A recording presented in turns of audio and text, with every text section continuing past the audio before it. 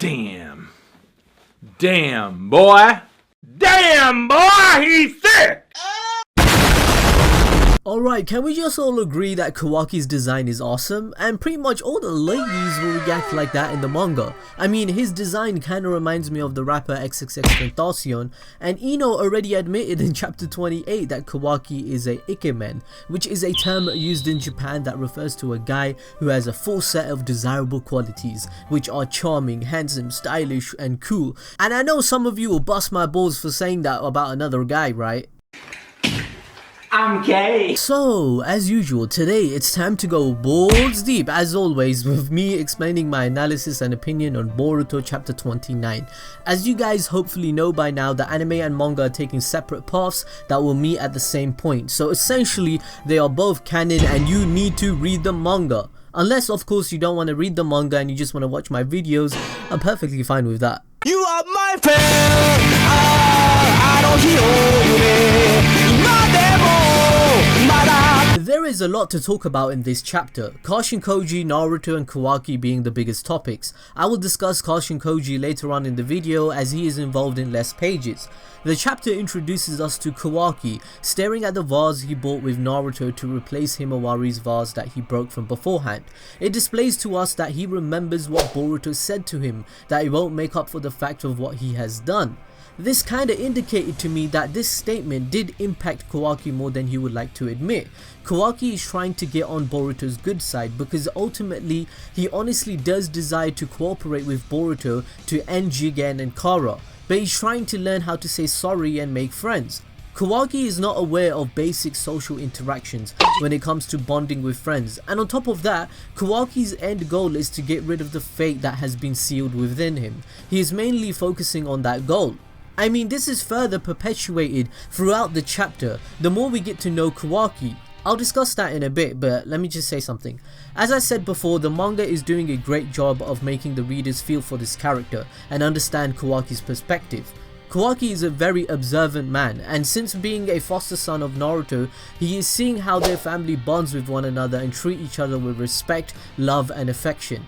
I mean, we all know that it is evident Kawaki possesses quick thinking and observational skills just based on how he invaded Naruto's home, but also due to the fact that even in this manga, in this chapter, it portrays so many shots of him thinking deeply or just doing nothing, looking kinda sexy and shit.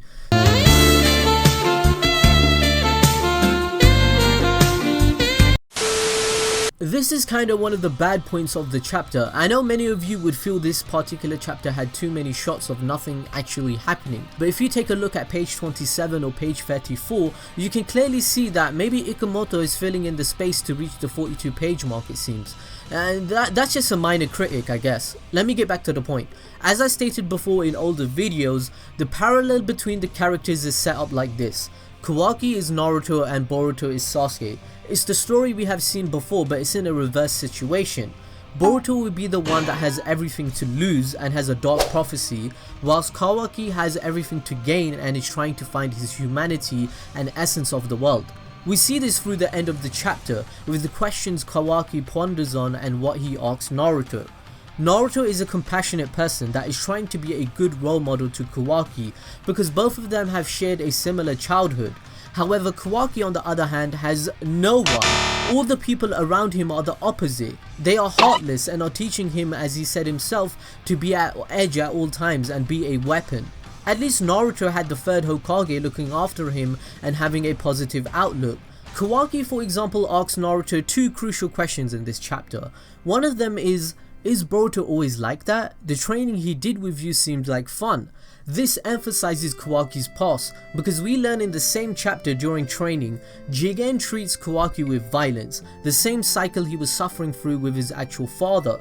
Jigen continues to belittle Kawaki in a speech where he calls him useless, worthless and empty throughout. He says he wouldn't be worth anything without the Karma Seal. This is similar to how Naruto felt. The villagers used to call him the demon fox child, or a dangerous person that shouldn't exist or be in the village. So the manga is doing a great job for telling us of how and why Kawaki thinks the way he does due to his experience. Naruto, being the great father figure and Kage that he is, if I just say so myself, he responds to this question very well. Kawaki does not know ninjutsu, nor is he able to manipulate chakra. However, Naruto talks like Hagoromo, the Sage of Six Paths, and explains to him the concept of ninshu. Now remember guys, Naruto is the reincarnation of Asura after all, who believes love is the true ideology to true peace.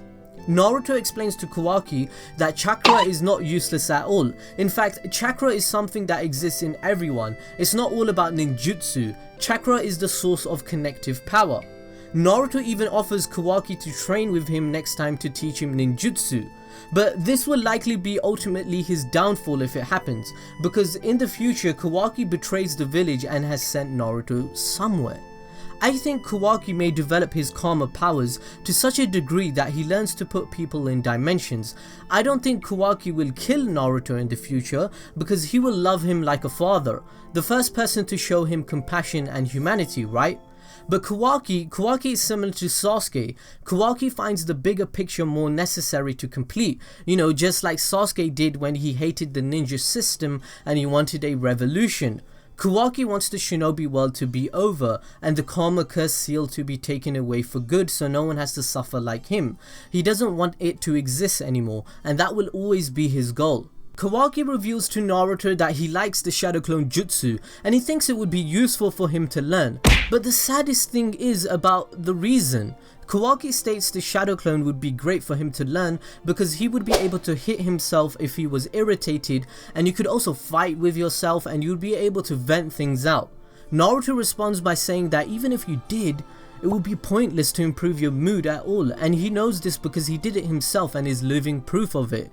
This statement rings very true because in the past when Naruto was a child, we always used to see clips of him making shadow clones to play board games or card games so he would never feel lonely. Sasuke even confirmed this and said to Naruto that he uses his clones to cover his loneliness.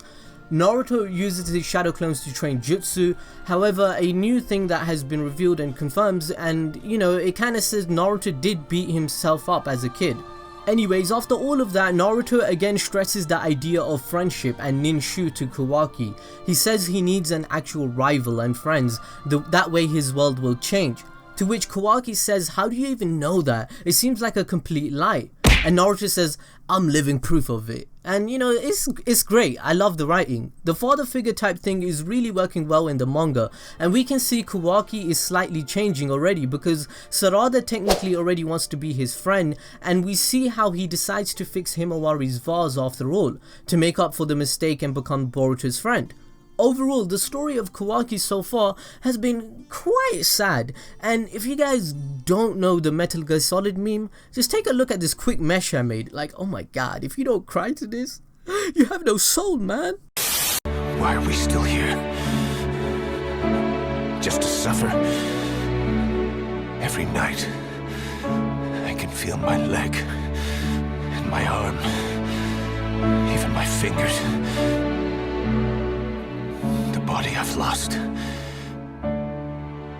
The comrades I've lost won't stop hurting. It's like they're all still there. You feel it too, don't you? I'm gonna make him give back our past. Alright, if you didn't feel emotional to that, you're goddamn heartless, boy. Also, from my previous analysis videos on the anime, I stated how the karma seal seems to make the user become more powerful and gain more chakra. It's the only way, you know, it kind of makes sense of a few things that occurred in the past. Well, Kawaki kind of confirms this. During the training sessions, Kawaki reveals to Boruto and Naruto that the Karma Seal enhances a user's physical abilities. Naruto also notices that the power and speed of someone dramatically increases. When the Karma is active and they use the jutsu, it seems to be proportionate to the power of that jutsu. So there is potential for the Karma to become stronger and stronger as the person grows in skill. That's what seems to make this seal even more overpowered, and the power scaling will make more sense in the future of this manga. Lastly, let's talk about something really juicy like Kashin Koji. Kashin Koji invades Konoha, right? But the interesting thing is that Delta thinks the opposite of what we the fanbase think about Kashin Koji.